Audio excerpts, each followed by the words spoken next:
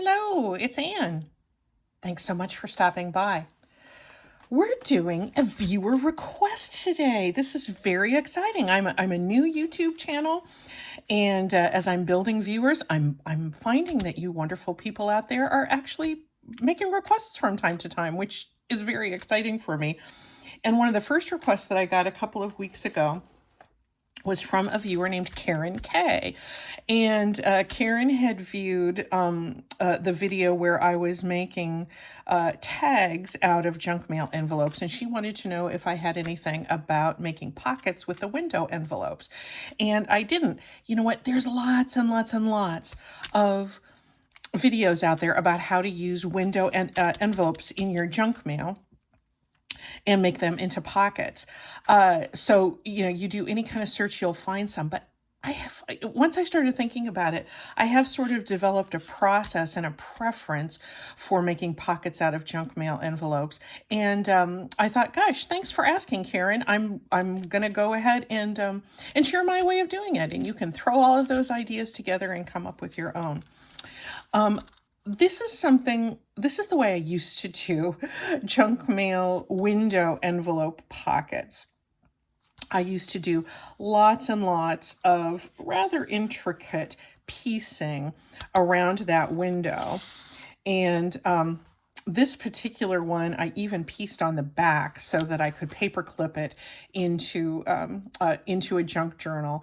And I found they were fussy. I inked around every edge, and I was pretty meticulous about the whole thing. And it's beautiful. I love it. Whenever I get around to using this, I'm sure it'll be great in a journal.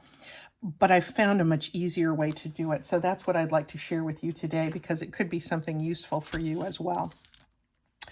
One of the things that I make certain that I start with when I'm using a junk mail window envelope for a pocket is I coffee dye it.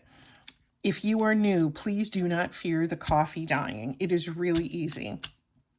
You get a cheap instant coffee. Don't use your good coffee that you drink in the morning because it's not strong enough to really dye paper anyway. Get some cheap instant coffee at the dollar store, or make like a half a cup or less, much stronger than you would ever think of drinking, if in fact you would even think of drinking that powdered coffee anyway. But I'm showing my coffee preferences here, but the instant coffee is the way to go when you're dyeing paper. Make it very, very strong. Put some in a little spray bottle, just an ordinary spray bottle like this. This one has water, but I have another one that I put coffee in. And make sure it's cooled. Don't put it hot in there in that plastic bottle. And then just spray it, and then walk away and leave it. Doesn't have to be completely done. Leave some blank spaces. Spritz a little bit, then put another one on top and spritz, and you can do a whole stack of them. Walk away. You would think that they would all stick to each other, but they won't, as long as you don't have this adhesive part sticking to any raw paper. Maybe tuck that underneath so it's under there, so you're protecting the adhesive part from the moisture of the coffee. And you end up with these beautiful coffee stained envelopes. Here's another one that we'll do. And they don't even have to be, they can be ripped along this edge, because you're going to fix that anyway when you do your piecing. But the coffee staining is what really gets your pocket off to a great start, and it helps save you a lot of time, because all we're really going to be doing is collaging over the part that's printed. Some envelopes have more than others. Here's one that if I were to do that, I would do quite a bit of collaging, unless for some reason I wanted this strong blue pennant motif around the edge. But we're going to start with this one, and I'm going to show you how I do it. So this is just something that came in a charitable appeal, and I'm going to cut it off, and I don't measure too meticulously on this, but I make them usually about 7.5 inches. Let's kind of split the difference there. Use anything you like to cut it. There we go. Now, you can see it's open. I want it to be open but I think I'm going to, you know what, I'm going to go ahead and glue this all the way shut. And it's going to look like I'm doing double duty here, but I think it'll make sense in a moment.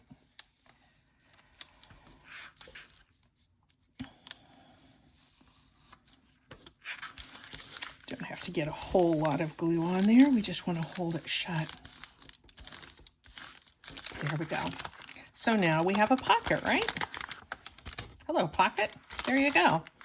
The only problem is, and it might be very nice and gracious if you want to leave with this particular one, if you want to leave the thank you showing. I want to cover that up though. I want to have some book page in there because I think that makes a beautiful background. So I'm going to, I don't have my big trimmer here. And sometimes the inside of security envelopes has a really interesting pattern. So if that's the look you're going for, that's great. I could slit it open, but what I want to do is to open this up so that I can put that liner in there. So I'm just going to barely cut a tiny little slice along here. If you'd rather take out an X-Acto knife and use it like you would a letter opener and very carefully open it on this side, feel free to do so. Because this is a shorter edge, because I want to open the bottom too. I want to be able to open the whole thing like a little book. And I'm just going to barely catch that edge. Let's see. Yep. There we go. Now I'm going to line the envelope. And you could just line this little part that's showing through here, but I kind of tend to do the whole thing because it does give some extra strength. I'm kind of like humanitarian. I like that.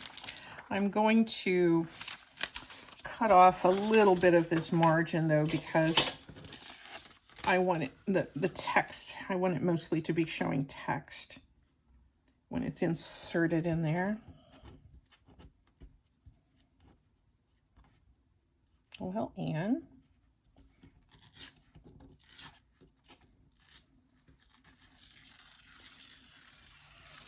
There we go.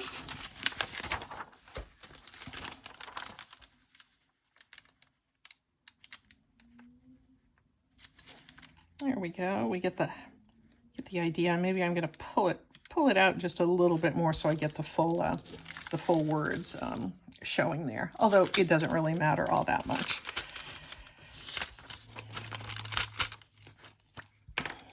Set that aside.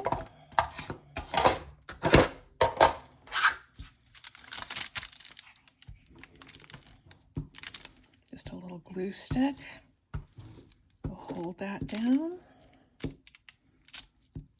and strengthen our envelope at the same time. There's actually two different ways I'm going to show you how to do these. But this is the one I think I probably use the most.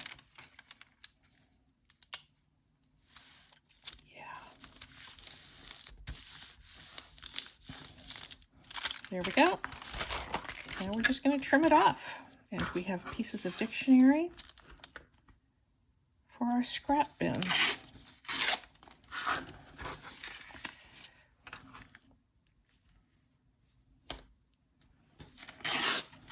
Dictionary pages just tear so nicely. I probably have 4 or 5 old dictionaries on my shelf that I harvest for different purposes.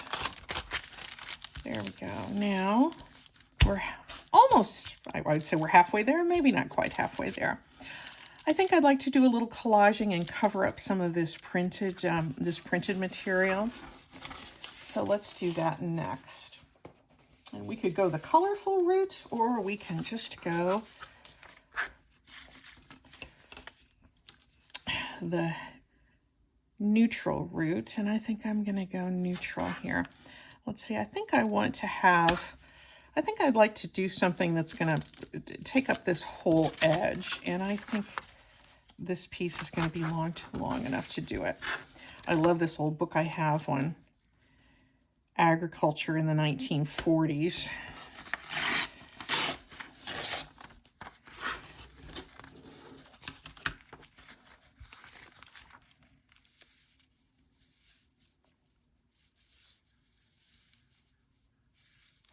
go. I'm gonna, with all due respect to Irving F. Fellows, I'm gonna cut him off there. And since I'm using a coffee dyed envelope, I don't have to collage over on the top of everything. I can just put little bits and pieces.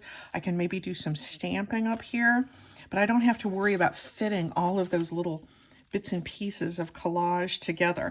I want to put something down here because I've got, this piece isn't quite long enough to cover this up. I might want something different anyway. I'll show you what I'm going to do here because I think I would like to have this piece of book page wrap around to the back and enclose this edge because we're wanting to make a pocket again, and we're wanting to go to enclose that bit that we opened. We opened this only so that we would have an easy way to put our liner in. So I'm gonna start up here and just do a somewhat haphazard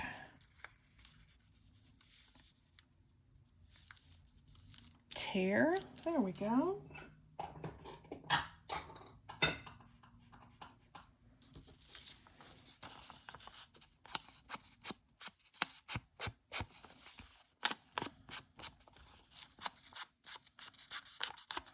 Using good old distress ink, vintage photo.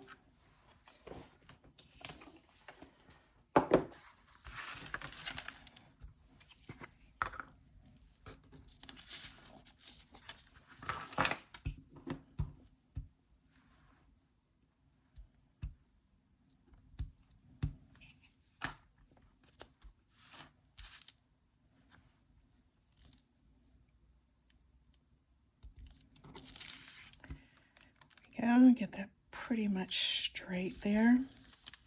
And once we have this done, I'm going to fold this over and encase this edge. Also, if this edge happens to be torn for any reason, like if it was ripped when you were opening it, this would be a good way to repair that patch. But I'm going to leave it that way for now. Then we need a little something down here. Maybe we should put in a bit of a focal point. That might be pretty. But we do need something to go along the bottom of that page. I'm somehow thinking if we're going to go with that hydrangea, I'm thinking we should add a piece of music paper in there. What do you think? I think I would like to do that. I've got music paper in this drawer over here. I think, yeah, I do.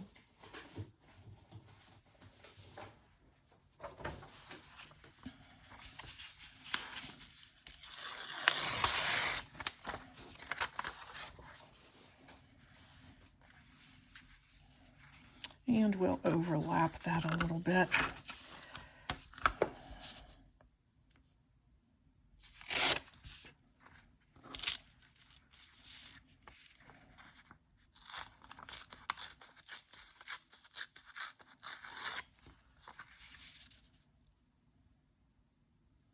I hate to rip off that treble clef, but I think we're going to have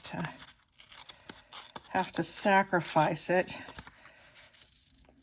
just for the sake of the design.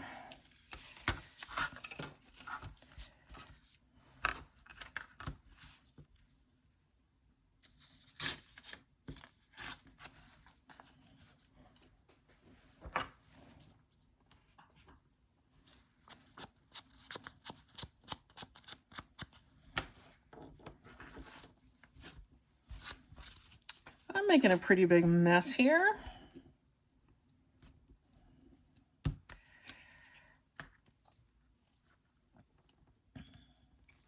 There, we've covered up that little bit of printing, and we've created a nice little background for this hydrangea. Nice.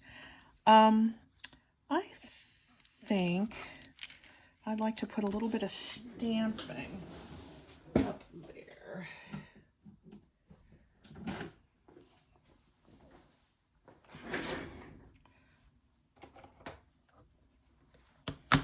Get out the script stamp. As you know, I always like putting anything that simulates handwriting in my journals. A little bit up there, and a little bit over here.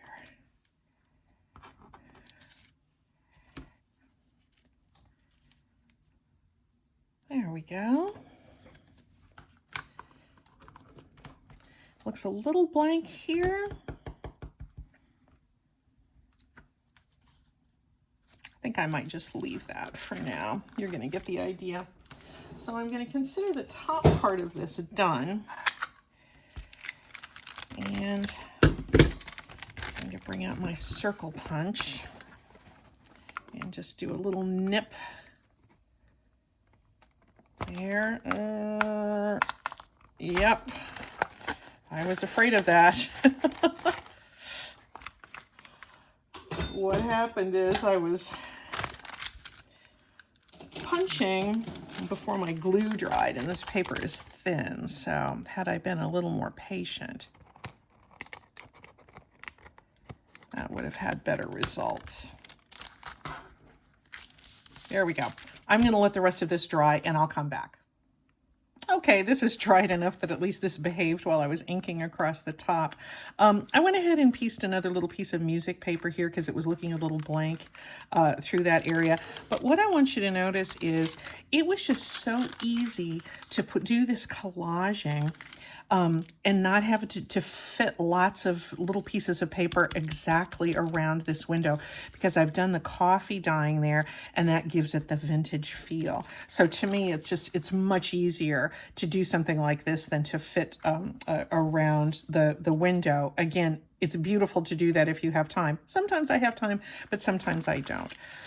So what I'm going to do is I'm going to take my excess and fold it over, and that's going to encase that edge.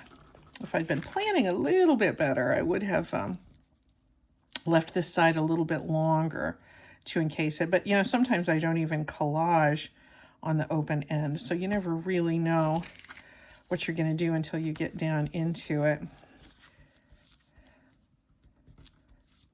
But that edge is enclosed, and it was kind of nice to do a wraparound because then I didn't take up real estate within the pocket with my adhesive there. And let's do the bottom so we don't have a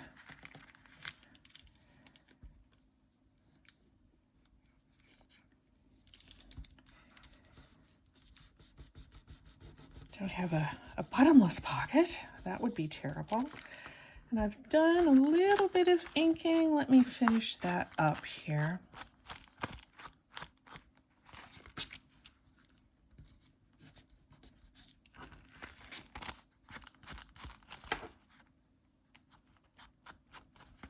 And time to put our focal point on there.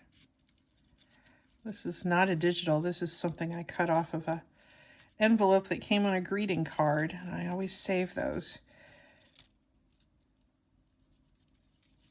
because they're often beautiful images on thin paper, particularly the ones in the envelopes, that can do really nicely for you in your journals. And he's going to just be lopping over the edge onto the acetate.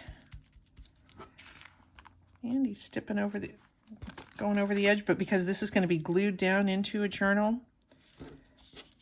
I'm just going to wrap him around there. I don't know why this is a little lumpy there, but that's going to have to do. So there, Karen K, is a nice little pocket for your journal. Let's make certain that we didn't accidentally have any errant glue gluing things shut. Nope. That's fine. That is just fine. Maybe I'll try this in here. It puts kind of a lot of color together there, but I think with a little bit of fluffy ribbon on the top of that tag, I think that might be a nice little a nice little addition to a journal. So this is way one. There's one way that's even easier. So let's look at that next. We're going to start again with a coffee dyed junk mail envelope. But what we're going to do this time is we're going to cut the back off, because it's going to fit like right down onto a junk journal page. Whoops, sorry for that loud noise. So let's cut this off to a reasonable height. I'm not even going to measure this time. I'm just going to eyeball for something that looks appropriate. There we go. And this one is going to be backless. So what we're going to do is we're going to leave a little bit of a gusset, a little bit of a flap all the way around on the back. I'm going to show you in the way I'm going to cut it. Here's the edge. If I was cutting the back all the way off, I would cut this, but I'm going to leave just a little bit like that. And hand cutting for me is usually the best way to go here. So this one we don't have to line.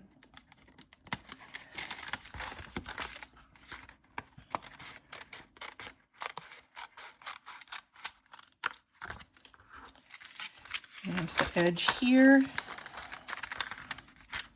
is in the flap. So we're just going to cut off a little bit of that.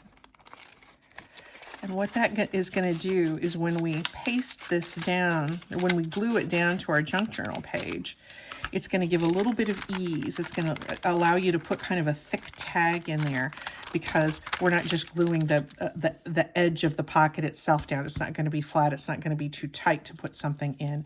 There's going to be just a little bit of give there. I want to cut this down to the corner. There we go. Oh, this is a double layer here. Yeah, I can pull that off. There's no need to have that. So when we get to our gluing, we're just going to glue on this little extra flappy piece all the way around and put that down on our journal. So this one almost could go by itself. If you wanted something that was completely plain, you could just stamp on this. It looks like a little, my coffee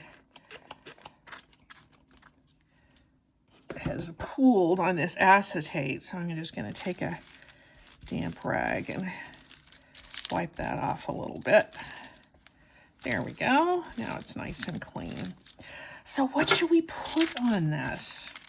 Well, it looks like I introduced a little bit of color with my damp rag here, so maybe that's the universe or the junk journal muses telling us we should put some color on this one. Let me see what we've got here that might be somewhat colorful. I don't have a lot of colorful stuff in my scrap bin, but I do have this. And that might be kind of nice.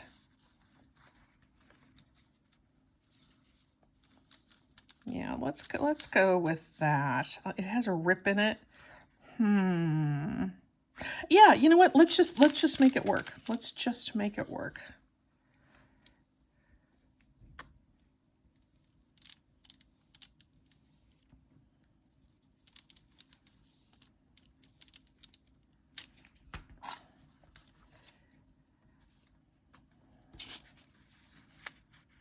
And I didn't ink. I would like to ink.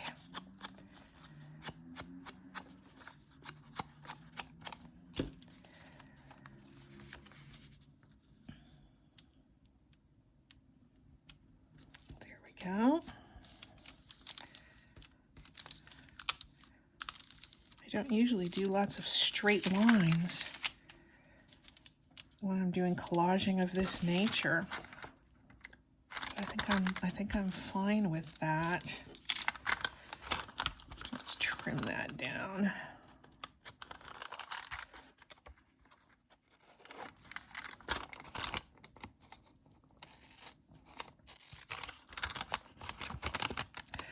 I should know to be careful if I'm using my piece of scrap t-shirt there that I used to wipe up ink and clean off my stamps with, that if it's going to be damp and around dry paper, it's going to leave a little bit of a deposit. But that just led us in a creative path. What shall we put next? I have a little bit. No, I don't really like that. I think I really want to go with the book page.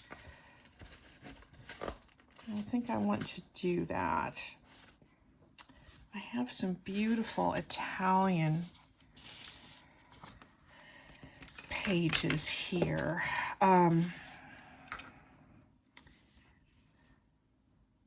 We were in Rome earlier this year on vacation, and I picked up this gorgeous old book that is, not surprisingly, in Italian. So I'm going to peel this text down. Didn't seem to be a book that anybody else wanted, so.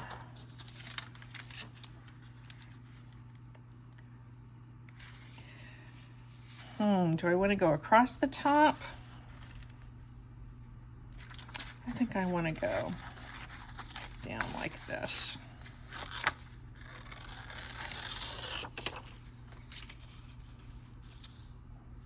Good, and then we'll have that tatty edge kind of going over the edge of the acetate.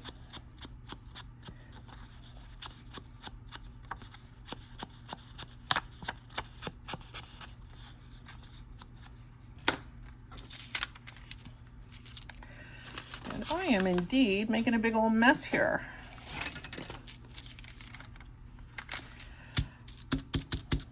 I think I'm going to put this text up in that blank spot.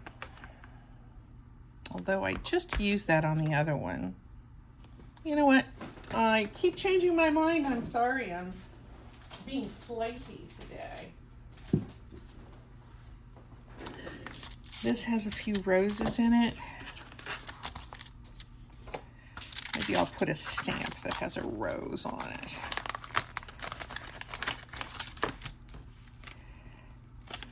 I always like that stamp. You're getting the whole process here today, folks. And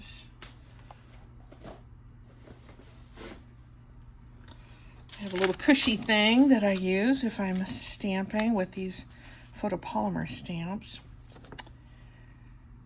I think I'm going to go with... Nope, I'm going to grab a pink.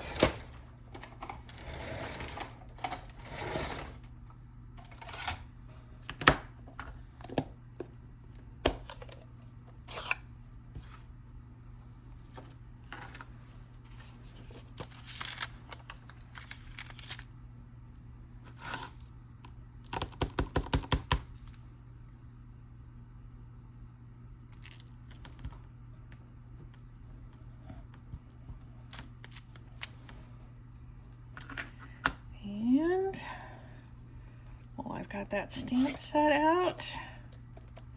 I'm going to grab some leaves.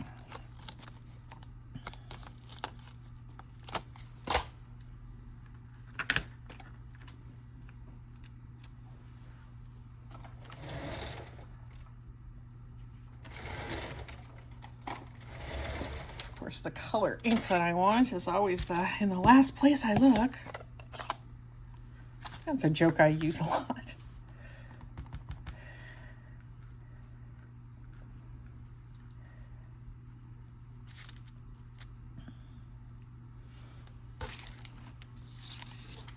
Mask that off.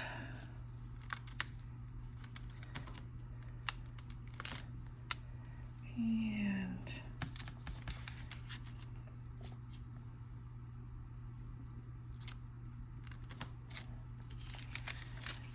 go.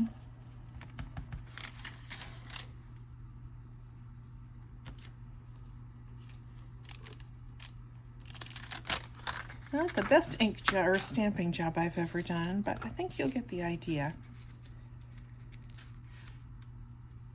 Yeah. I think I'm feeling, I'm responding positively to this so far. Sometimes we just need to not judge ourselves too soon and just kind of keep going with it. And sometimes just adding a little bit helps. And if we make mistakes, we can cover them up because it's only paper.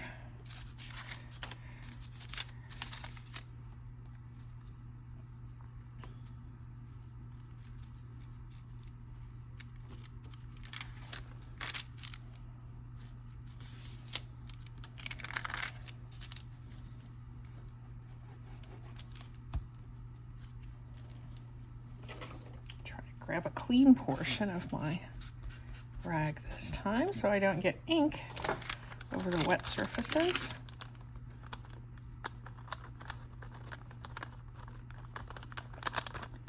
And we'll cover that up.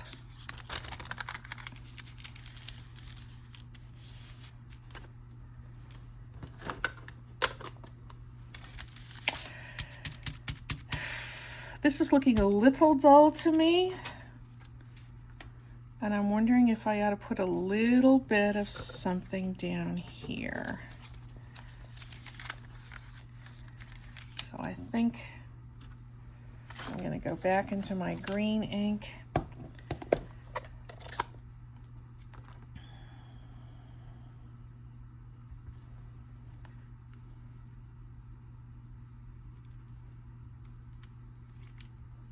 There we go. And maybe we do a little bit of a leaf up there as well. Let me kind of block this off.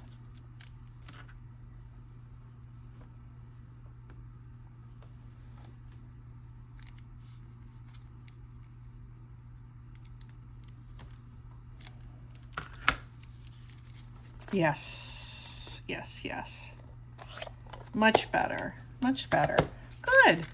So here's another pocket. And if you want to see how that would look on a page, because we don't have the back part of it lined, the page itself is going to show through. And you just put your glue here, here, and here. And there your page is going to show. And if you have a page that's, particularly speckly like this one, like this coffee dyed piece, that can be a really interesting thing to look at. And then your tag is going to be really great inside. If you want, you can put a little thumb notch in there. Why don't we try that? I do usually do that. You know what? This is just one thickness here, and sometimes one thickness of paper will react just like that one did a few minutes ago with that was still wet. It just needs to be sturdy and dry. So I just put a little spare strip of paper back there, and we're going to punch two thicknesses here. Oh yeah, that's much better. Much better than if I had done it by itself and it would have just torn. There we go. Let's see if this was on a page that had this sort of color on it, it would show right through. So I've got a couple of other examples I wanted to show you as long as we're all here together. Here's the one that we just did.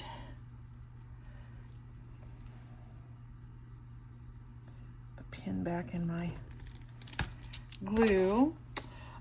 Here is one that was super simple, but again, it's that coffee dried paper, and I had an illustration from a children's book, and I just thought that looked great. But this is the same as the one we just did with just that little gusset, and it's the backless one that you glue onto the page and let the page itself show through.